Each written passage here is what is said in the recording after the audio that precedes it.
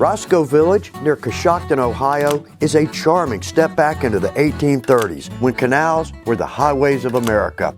Today, Roscoe Village feels like a living history book. And it's right here in the heart of Roscoe Village.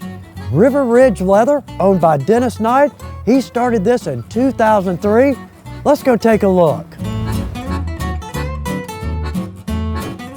Dennis? Hey, Chuck, good to see you. Dennis Knight. Welcome to River Ridge Leather. It's a pleasure to be invited. I'm absolutely honored. Well, I appreciate it too. I appreciate the visit. Let's look around. I'm dying to see some of your work. Thank you. Well, we make, a lot of what I call traditional leatherwork using traditional tools and techniques. We make a lot of these little boxes that historically they were shaving boxes. People would travel with a mug and a brush and a razor. And these have been very popular. We make them in 3 sizes. Do you machine sew these? No. This has to be hand sewn Yep, you gotta because do of our it. corners. Yeah, you have no other way to do it. We saddle stitch everything. Dennis, that's beautiful work. Thank you. And these little bags like this bag is, if you talk to reenactors, it's commonly called a Virginia bag. Well, Colonial Williamsburg owns the original to this from 1765. They still have that. Oh yeah, they do. And this is that water buffalo leather, which is It's just gorgeous. amazing stuff. Wow, nicely done. I don't care if anybody else knows. I spend most of the time trying to make me happy. So Okay. I want it the way I want it, whether. Well, yeah, it goes without saying. How'd you get into leather? How'd you make that decision? It's one of those things, like a lot of people, that just happened. I sort of walked into it. I worked for Colonial Williamsburg all through high school because I lived close to there. And I applied to what they call craft shops. And I went through a series of interviews and I was taken on as an apprentice 54 years ago. Wow, really? But who knows? You don't know if it's going to work. And they tell you right up front, at 6 months in, there's going to be an evaluation. You, the master, the journeyman, if they believe you're picking it up, that they will retain you, otherwise you're going to be released. Phil, the master saddler, used to tell me all the time, he'd say, you don't get it real fast, but you get it eventually. And I would say, oh, well, thank you very much. Boy, that's far more serious than I pictured on first hearing of that. It was pretty serious. You reach a point that you think you're special because all your friends and family think it's special. Okay. But Phil would look at me, he would tell me, the master does not seek praise from the layman.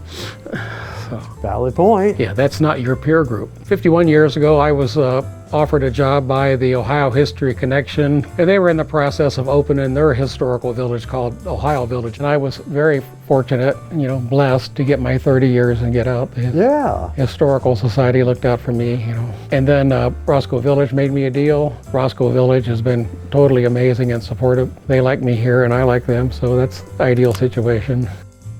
This is traditional piece of hand luggage called a valise, oftentimes called a portmanteau. In the 18th and 19th centuries, people rolled their clothing instead of folding it like we do today. You can feel it. That just feels like a quality project. Yep. There's another one up here on the shelf. Maybe you can get down. Oh, wow. This one we made, I think, 25, 30 years ago. Really? And my son found it on an online auction and bought it. Are you serious? Yep. You sold this, went out in the world, and it came back. Wow. What are the odds? Not very good. And this one is the Western version. Oh, look at the carving.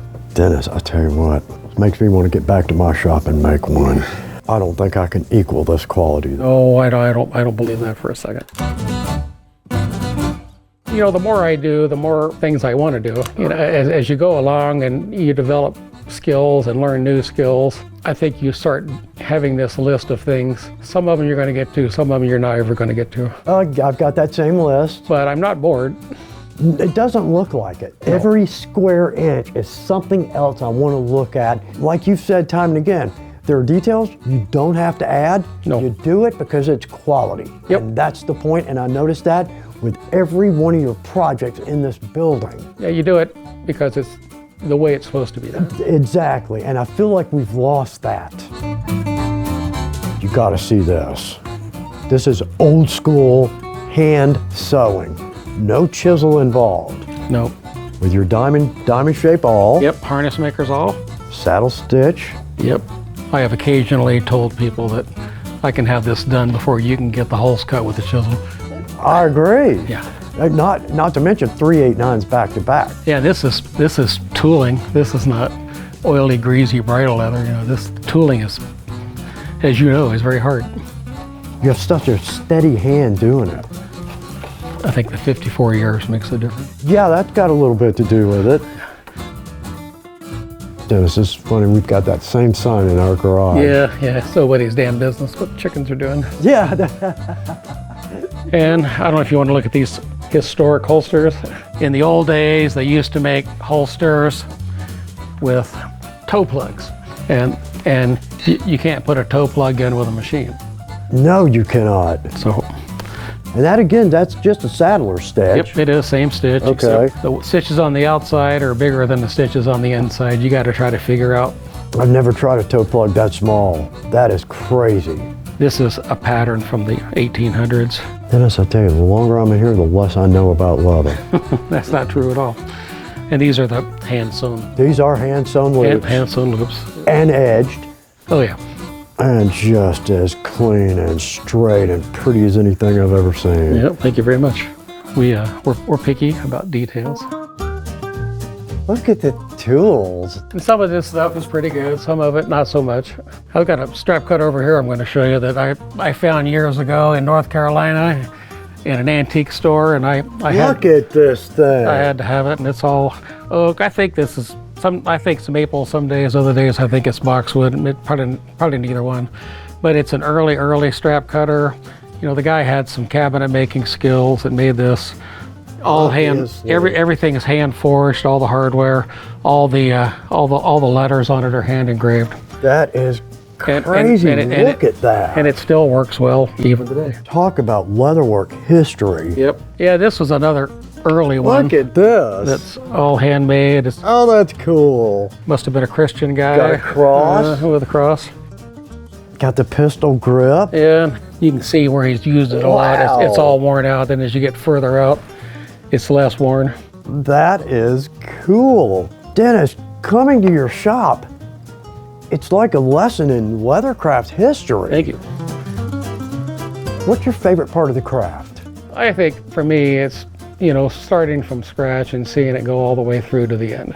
You know, Absolutely. You're taking, you know, piles of raw material and you're making it into a finished product.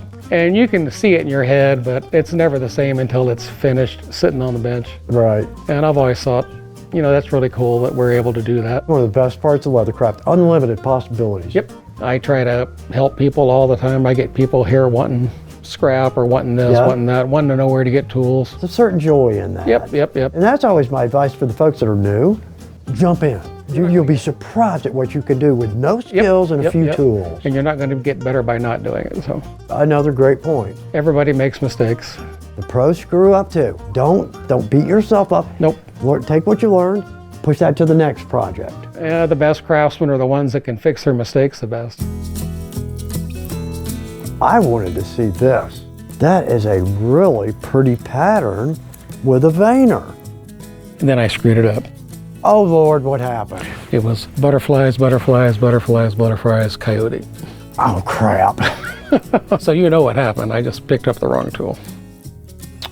That never happens in a leather no. shop. No. Boy, that's beautiful. That had a technical issue. Oh, is that the technical issue rack? Yeah. It was bleeding. We all have them. It was bleeding black all over the customer. Oh no. I used too much of that USMC oil dye, and man, Okay. it went right out the other side. I just dealt with that and actually went a different direction because of the rub off. I just want to go through your Piles. rack of disasters are beautiful. Thank you. Dennis, your work shows your knowledge, your care, your quality. Thank you. Coming to your shop has been to me, it's been a real lesson in leathercraft. I want to say history, but it's bigger than that. It's Tradition. tradition. and We're trying to preserve some of the stuff. God bless you for doing that. I hope that there's always someone out there I hope so. that has the drive to do this. I hope so. It's been an absolute pleasure to Oh, spend this time with you. It's very, very kind words from you, and I look forward to having you back here again anytime you like. I would love to come back. It's so nice to see somebody doing it right. Well, we're trying. Bless your heart. thank you again. Thank you.